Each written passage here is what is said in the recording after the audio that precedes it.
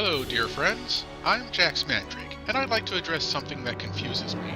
I'm not alone in making a video concerning games in Nintendo's Legend of Zelda series. The sheer quantity of videos involving the games is a clear indication of the series' popularity. More than a few of those videos make one thing clear, and that is the host's generally low opinion of Zelda 2: The Adventure of Link. And that's where their opinions and mine take different roads. Naturally, I can't really argue with anyone whose opinion has effectively become set in stone. I can, however, state my own opinion that the game is far from the worst in the series. After all, the CDI games are so bad that Nintendo refuses to acknowledge them in official canon. Personally, I not only think that Zelda 2 is a good game, but it's among my favorites in the whole series. I actually like it better than all of the 3D Zelda games, especially when I want to play a game that I can finish rather easily without devoting days to finding everything. That's a major sticking point. Plenty of video hosts have voiced their displeasure with Zelda 2's difficulty, rating it among the hardest, if not the hardest game in the series. I must vehemently disagree. Perhaps I've played it so much that I know all the stuff that makes it easy. I can't say for sure, but I can say that I really don't have any problem finishing Zelda 2 in a short time.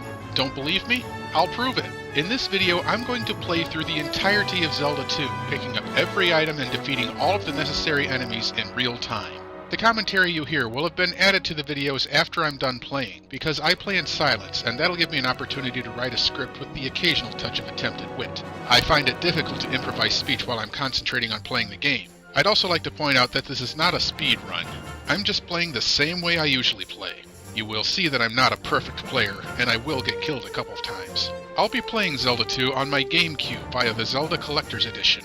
I could do this with the original NES cartridge, the Game Boy Advance NES Classic Series game, or on the Wii Virtual Console. Each version is exactly the same, aside from the slightly lower resolution of the GBA game. I've chosen to play on the Cube because I find my Wavebird controller the most comfortable. Before I begin playing, I want to explain something I just said. I'm not saying that I dislike any of the 3D Zelda games. Ocarina of Time was an immediate heap of awesome upon its Nintendo 64 release and remains one of the best video games to date. Majora's Mask isn't my favorite, but it isn't bad. Wind Waker is just as good as Ocarina to me. I really like the cel-shaded graphic style and find the sailing to be fun in its own way. Twilight Princess added interesting twists, as did Skyward Sword with its well-done motion controls. However, each of these games has one or two aspects that make me rate it below Zelda 2 for overall fun.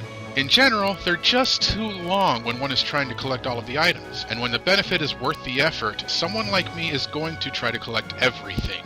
I've collected every item in Ocarina of Time only once. There are 3 or 4 heart container pieces that irritate me too much to retrieve again, and hunting down the pose on Hyrule Field for the last bottle is too much of a hassle.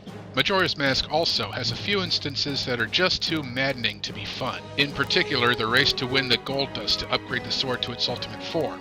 Nothing really drives the fun down for me in Wind Waker, except, ironically, the sailing that pads the journey between islands, and maybe 1 or 2 of the minigames. Plus, I never bothered collecting all of the figurines. As far as Twilight Princess, there's an event in the plot that angers me. The sumo match against the Goron Elder. Hunting down the pose tends to drag just a bit too.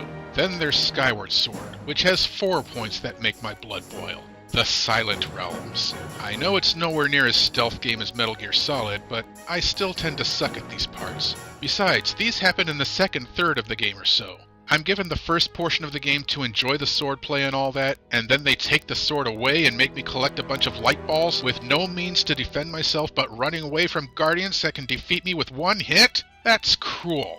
Notice I didn't say anything against any of the water-based dungeons. None of them are anywhere near as irritating to me as they are to some video hosts. Not the terribly padded, flooded forests in Skyward Sword, not the confusing Ice Temple in A Link to the Past, not even the Lake Temple in Ocarina of Time, with all its water level changing and boot swapping. By the way, I also tend to rank Zelda 2 highly against the other 2D Zelda titles for the same primary reason. It goes faster. It's not my favorite Zelda game to date. That honor goes to A Link to the Past. Collecting everything in that game takes me most of a day. In a much shorter time, I can have just as much fun with Zelda 2. I apologize for what might be viewed as low-quality video. I have to work with what's available to me, which for the purpose of recording the game was a VCR. If I end up getting a better recording system, I'll probably remake the gameplay portion of this video, and I might do a better job of getting through the game. I also have to throw out this tiny disclaimer. I'll refer to each enemy in the game by at least one of its official names when I know what they are, but there are some which are not officially labeled by the instruction manual or by any strategy guide I have ever seen. Those enemies whose names are unclear, I will give a name I think is appropriate, and a quick explanation of my reason. If you don't agree, just remember that this is my video. If you do know for certain the official name of the creature, feel free to share it along with your source, but please don't be a douche about it. Okay, having said all that, I shall begin. The Nintendo GameCube. I don't know why this console still gets so much flack about being an inferior system just because it didn't play DVDs. It did one thing, and it did it very well. It played games. Still does, as a matter of fact, which is why I still have it wired to my TV. Granted, I usually use it these days to play my Game Boy games on a nice big screen, but even though the Wii can play cube games, sometimes I just like to use this little box for its original purpose. I got this one on launch day, and it's still in perfect working order. I did get a second GameCube specifically to play The Legend of Zelda Collector's Edition. I gave that cube to my sister, who used it mainly to spend way too much time playing Animal Crossing, but that was on her own TV, so that whole deal worked out pretty well.